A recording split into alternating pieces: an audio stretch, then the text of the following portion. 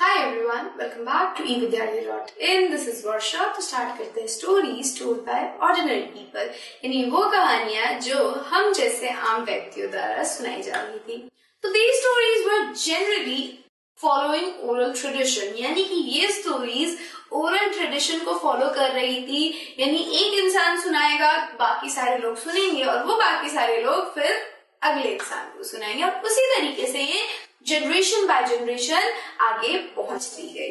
Also, ordinary people also told stories, composed poems and songs, sang, danced and performed plays. अब जो ordinary लोग थे, क्योंकि उस वक्त ऐसा इंटरटेनमेंट का आपके लिए मोबाइल, आपके टीवी, लैपटॉप तो था नहीं, so for entertainment they used to compose stories, poem, song गाते थे, डांस करते थे, प्लेस परफॉर्म किया करते थे, खुद को एंटरटेन रखते थे।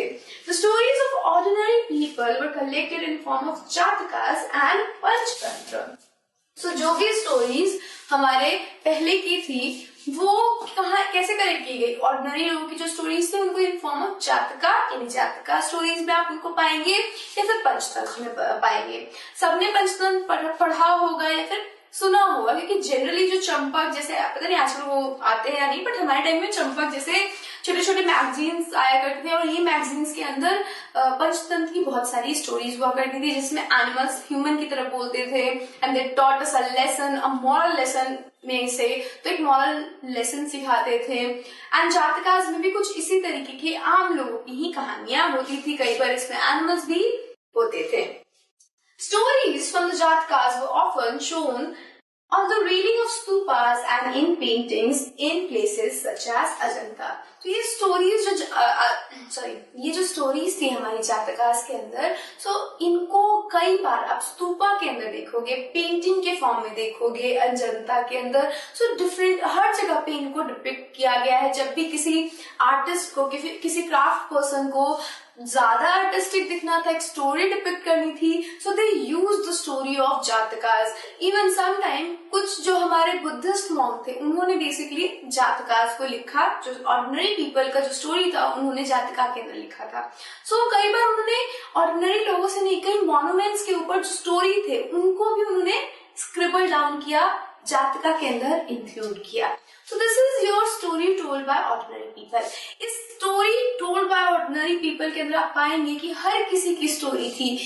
एक गांव में रहने वाला इंसान जो कि क्या कर रहा है, खेती कर रहा है, उसकी स्टोरी। एक इंसान जो शहरों में रह रहा है, एडमिनिस्ट्रेटिव पोस्ट संभाल रहा है, उसकी भी स्टोरी है। एक इंसान जो जंगल में नोमैडिक लाइफ जी रहा है, उसकी भी स्टोरी थी। And they were teaching a very interesting lesson, एक बहुत ही जरूरी और इंटरेस्टिंग लेसन सिखाते थे ये stories.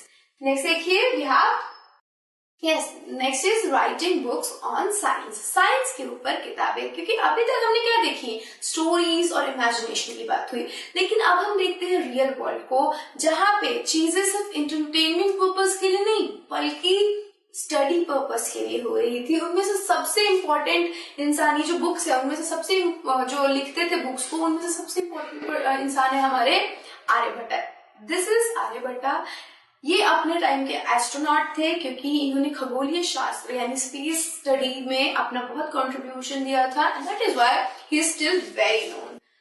This was also the time when Aryabhatta, a mathematician and astronomer, wrote a book in Sanskrit known as Aryabhattiyam. इसी वक्त क्या हुआ था कि आर्यभट्ट नाम के एक गणितज्ञ और एस्ट्रोनॉमर ने किताब लिखी जिसका नाम था आर्यभट्टियम।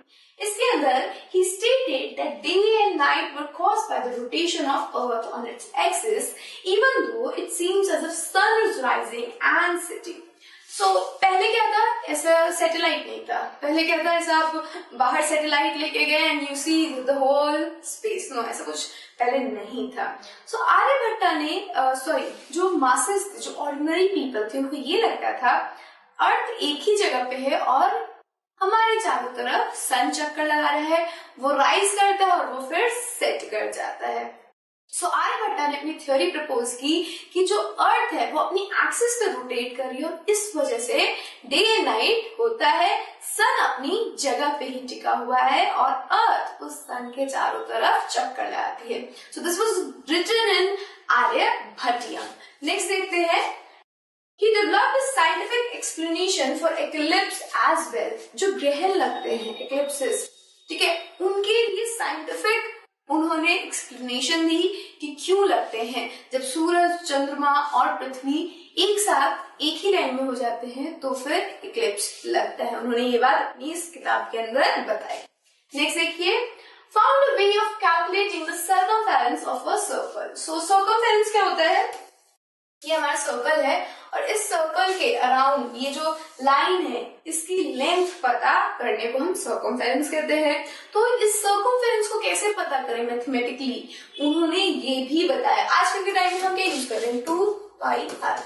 तो उन्होंने एक मेथड दिया इस आर्यभट्टीय में कि हम इस 2πr को कैलकुलेट कर सके। नेक्स्ट देखिए, Varahamira, Brahmagupta and Bhaskaracharya were some other mathematicians and astronomers who made several discoveries. I may include important discoveries. Varahamira, Brahmagupta and Bhaskaracharya, ये भी अपने टाइम के बहुत ही वेल नोन एस्ट्रोनॉमर्स थे, मैथमेटिशियन थे, और इनकी भी डिस्कवरीज ने बहुत सारे लोगों तक अपने सही और एक्यूरेट एविडेंसेस दिए कि ये चीजें सच में हो रही है, ये चीजें ट्रू है और ये चीजें फॉल्स है, ये मिथ है। These were our books on science. Science के ऊपर क्या क्या काम हो रहा था, कौन कौन सी किताबें लिखी गई। So this is all about this video and this is all about this chapter. In next video, we will be talking about our exercise question answer. So till then, stay safe and keep learning with us. Bye-bye.